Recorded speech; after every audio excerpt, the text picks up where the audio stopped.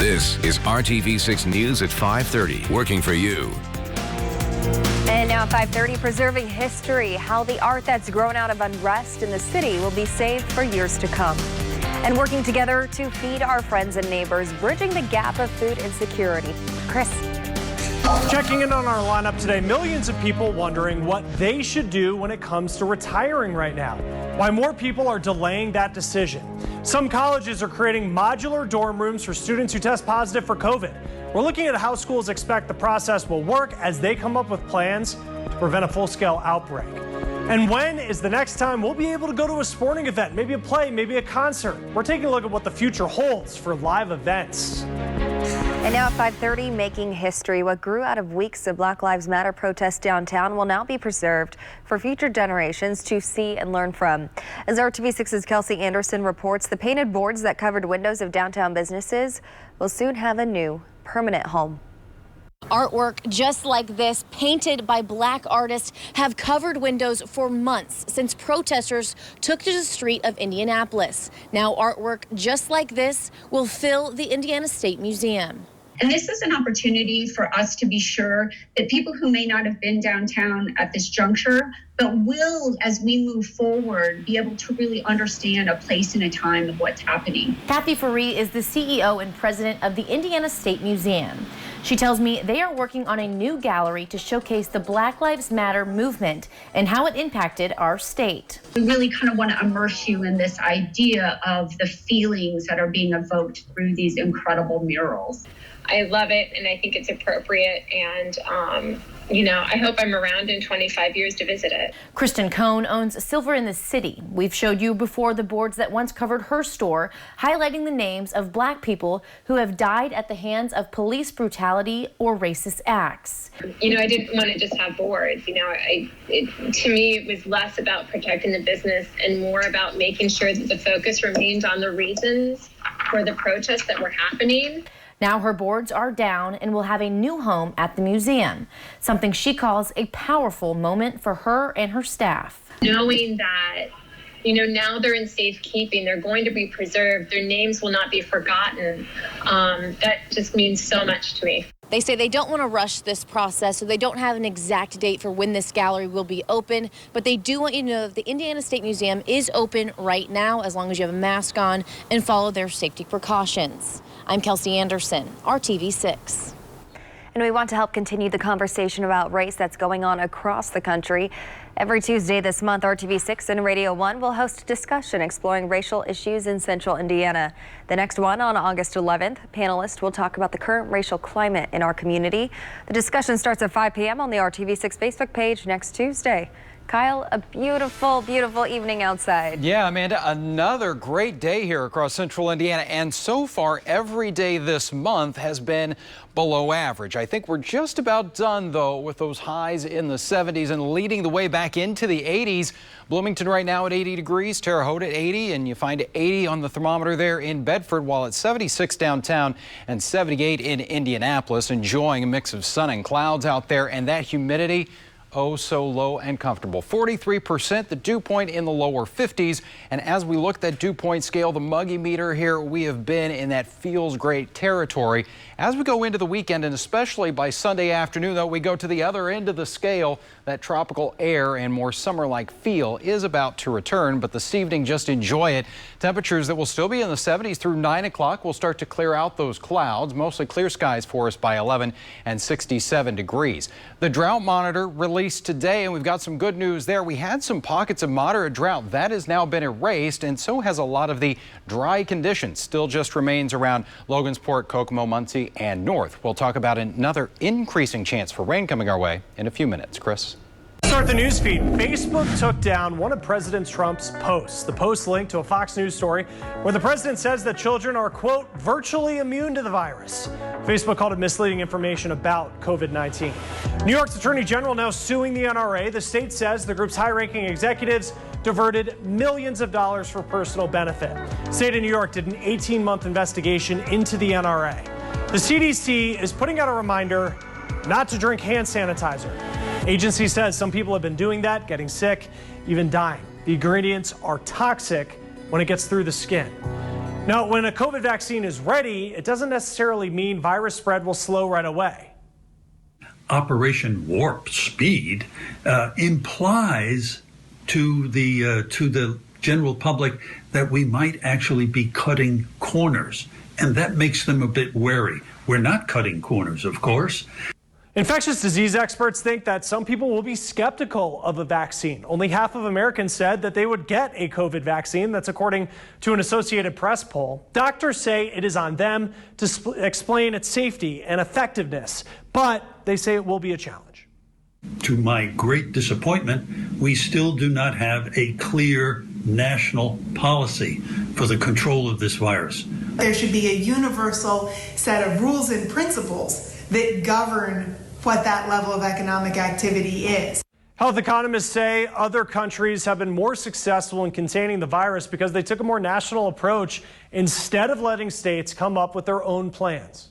It's also really important to be affordable to everyone. So there's a disconnect there where there are lots of people who need the vaccine and might not be able to pay for it individually. That's where public policy comes in and where governments purchasing or subsidizing vaccines to make sure they're widely available to individuals is crucial. And while the cost of an individual vaccine isn't expected to be outrageous, the government is investing billions of dollars, but experts worry a massive distribution plan will be slow and full of missteps. Let's get back to our lineup with the dilemma facing millions of Americans. What should you do when it comes to retiring right now? The reasons more people are delaying that decision.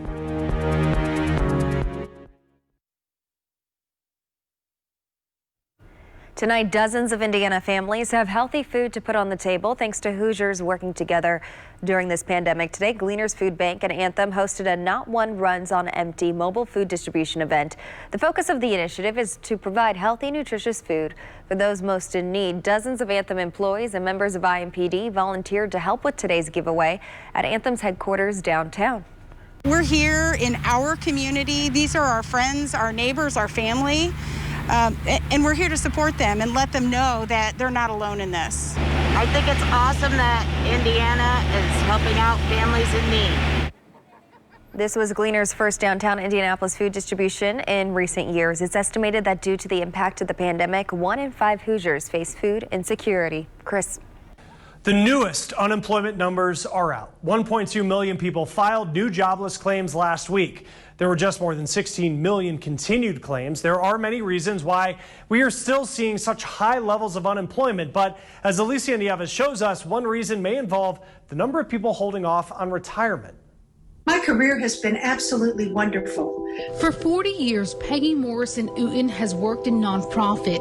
She was planning on retiring this May. I decided I was going to let this job open, a job I've loved and benefited from, and have somebody else have a chance to see what they could do with it. But a few months before retirement, the pandemic hit the U.S. They were not going to be able to refill my position because of economic challenges of COVID, etc. All of a sudden, my desire to open up a position was just leaving a position and leaving more work for my coworkers. So Uten has now delayed her retirement indefinitely and is part of a growing number of Americans doing so because of COVID-19. In fact, the nonprofit organization Life Happens just conducted a survey that showed 43% of adults have either already delayed retirement or are considering it. It has to do with the uncertainty of what this is going to look like. This pandemic's effects on long-term, short-term finances. Faiza Stafford is the president and CEO of Life Happens. What we also found interesting was that the younger folks are looking at delaying it even more than the older folks. So when you're looking at folks between 18 and 23, they're thinking that this is going to have long-term effects on them, that the retirement age might be delayed because of what's happening currently. Currently, having so many people postpone their retirement doesn't help with our country's high level of unemployment because it negates the natural cycle of people exiting the labor market and making room for newer people to enter. And I think it's important for society. I think it's healthy for younger people to get their chance and for there to be ability for them to make decisions and be in charge. If retirement nest eggs keep cracking because of economic recessions hitting almost every decade, those chances are going to be more and more delayed. I'm Alicia Nieves reporting. Alicia, thank you. Next on our lineup, a big question for colleges as they go back. How do you contain an outbreak? We're taking a look at one solution that involves some pretty unique dorm rooms.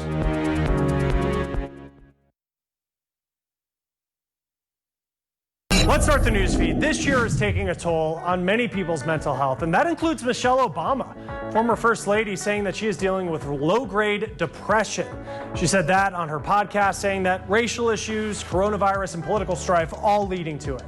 A staple of the holiday season, canceled. The Radio City Rockettes canceling their annual show. It is the first time this has ever happened. Major League Baseball is updating its safety protocols. Teams must travel with at least 4 buses for social distancing, and players can no longer be in other players' hotel rooms. This comes after 18 Miami Marlins and 3 other players have tested positive for COVID.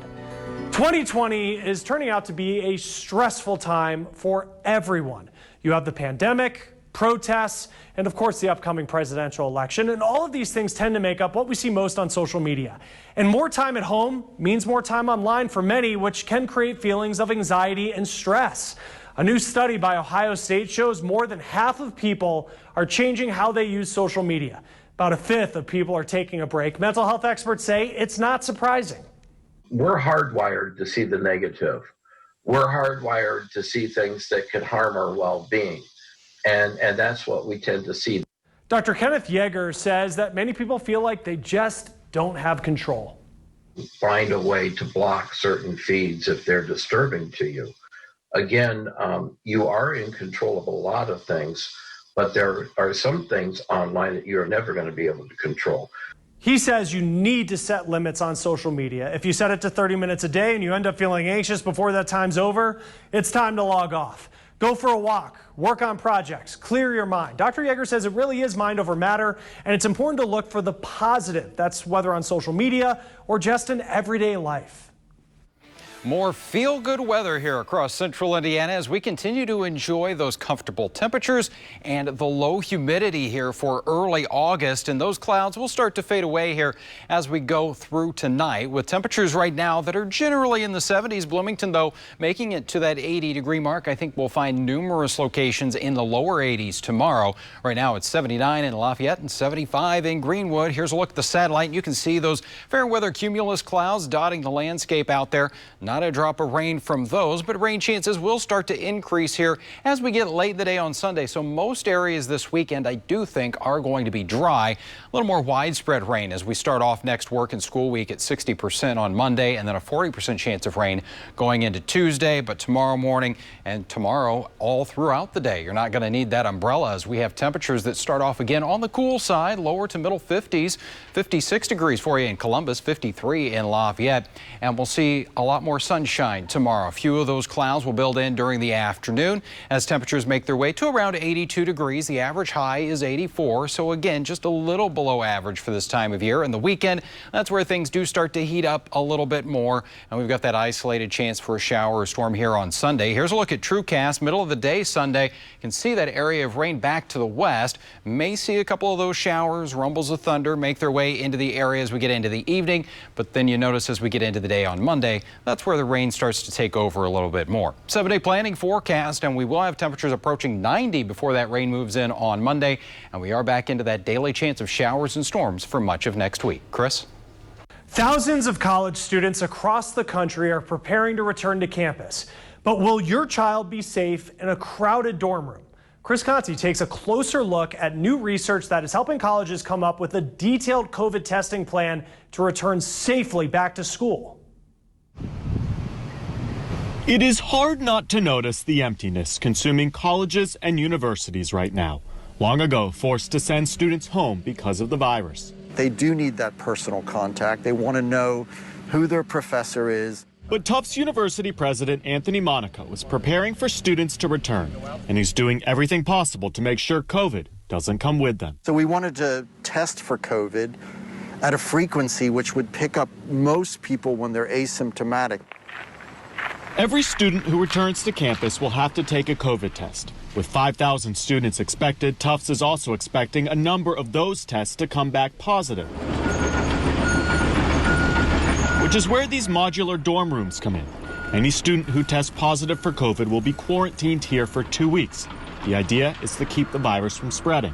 Universities face an existential question here, right? Many of them either open their doors or they face financial collapse that could in fact close their doors permanently. That is David Pelletier. He's a researcher at Yale, and he's been using epidemic modeling to guide higher education institutions on reopening. Here's what he found. If you take 5,000 healthy students, then throw in 10 other students who have COVID and only test when kids have symptoms, hundreds, if not thousands of students will be sick by Thanksgiving. But take those same 5,000 kids, throw in 10 students who have COVID. This time, though, test every student twice a week and isolate those who are sick. Only about 100 students will end up catching COVID by the fall. You need to be testing frequently in order to get ahead of the silent spreading, the asymptomatic spread of infection. You could also just keep universities closed for the fall, but consider this. About 40% of students say they would still return to some kind of off-campus apartment near school, even if classes were virtual. Many public health officials would rather have them on campus where they can be supervised and tested frequently. And it could be a nightmare. But, the people who say we shouldn't open campuses because this will be a nightmare need to also remember that the nightmare doesn't just go away. So far, Tufts and about 100 other colleges are using David's data and will be testing students bi-weekly, all in hopes of getting students safely back to school. They want to be here, and they know that if they are going to be here, these measures are to keep everyone safe, not just themselves. In Medford, Massachusetts, I'm Chris Conti reporting. Chris, thank you. And there may be a link between chronic gum disease and COVID-19 complications. 2 California researchers have found oral diseases, particularly periodontitis, increase the risk of respiratory illness. They point to a harmful inflammatory protein as a contributing factor. Now, when bacteria from the gums travels through the body and spreads the protein, it can complicate how a COVID patient responds to treatment. The news feed starts with a potential fine for Boeing. The FAA wants to fine the company $1.25 million. It says that Boeing managers either pressured or interfered with FAA workers that were tasked with certifying Boeing's planes. Tough time for Toyota. Carmakers' profits plunging right now. The pandemic cut its sales almost in half. Meanwhile, Nintendo sales multiplied 6 times between April and June. Many people at home during pandemic turning to video games. Quarterly sales also doubled for the company compared to this time last year. Well, demand is surging for rentals in rural areas. Airbnb says that hosts in more secluded areas earned over $200 million collectively in June. That's an increase of more than 25% compared to June of last year. The company says 9 out of every 10 sites rented were just outside America's biggest cities, meaning most guests are choosing to stay local for their getaways. Walmart rolling out the projectors to transform parking lots into drive-in theaters. The family-friendly movies are free, and we now know some of them will include Black Panther, Wonder Woman, and Space Jam.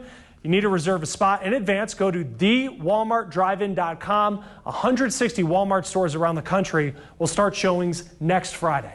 Now, finally, in our lineup today, what does the future hold when it comes to live events? We're going to talk to some experts weighing in on when we could return to normal.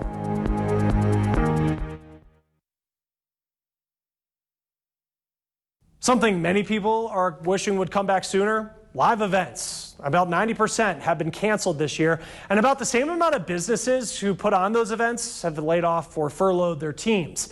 Now, it's left an entire industry of behind-the-scene workers begging for help. I get pretty emotional about this, and that's not what I'm supposed to do on an interview, but I think that their awareness of who we are as an industry. Nancy Schaefer is head of the newly formed Live Events Coalition. They got together in March when everything shut down to advocate for some 12 million workers in the industry. If you have an event and you need to have flowers, you reach out to your designer and your florist and they create something beautiful. They turn around and then go to the wholesaler. And the wholesaler goes to the farmer. So right now the farmer is not working, the wholesaler is not working, the florist isn't working, the planner isn't working, and everybody in between. The group is hosting these empty events across the country. This one happened at the National Mall in D.C., illustrating the loss not only live event workers are dealing with, but to the public as well. We had a couple that stopped by last night that said, all we want to do is go back to something. We're desperate to do that. And we said, and we understand that. We want to go back to work. The Live Events Coalition is asking for changes and expansion to various small business loan programs to help. They don't anticipate being able to get back to work until at the earliest spring 2021. Now, there are state live event coalition partners working with lawmakers on assistance and restarting. Meanwhile, you can sign a petition and send letters to representatives on their website, liveeventscoalition.org. Now, jobs in small towns can be hard to find. To change that, some places are adding something once reserved for really only the big city: blazing fast internet. Tomorrow, how one rural town has created high-tech, high-paying jobs and why its residents say that other towns can do the same. Thank you, Chris. Tomorrow, another great day to work from the patio. Temperatures with that sunshine at 8 a.m. will be at 60 degrees. And as we get closer to the lunch hour, middle 70s, we'll top out around the lower 80s with those sunny skies as we go throughout our Friday afternoon. And this weekend, things do start to heat up a little bit. We're back into the upper 80s by Sunday. Isolated chance for a shower or storm there. Better chance for rain as we go into next week. And you'll want to keep that umbrella handy with highs in the 80s. Thanks for joining us here at 5:30. The news at 6 starts right now.